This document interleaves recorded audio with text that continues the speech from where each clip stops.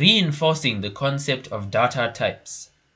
If you remember correctly from our previous tutorial, Introduction to Python Fundamentals Hello World, you will recall that we spoke about data types.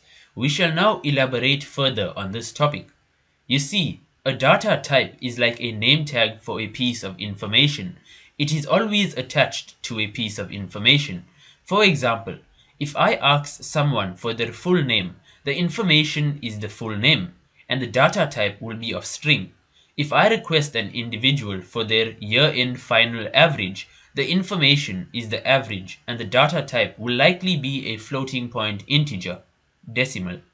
In the same way that we obtain insight into the operations that can be performed on real-world data when we know the type of data we are working with, Python programming language relies on knowing data types to make certain operations available to be performed on different types of data.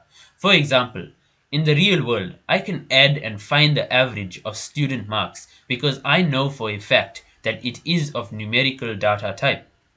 However, in Python programming, I will be able to add and average the information only if the marks are in integer, whole number, or floating point integer, decimal number data type.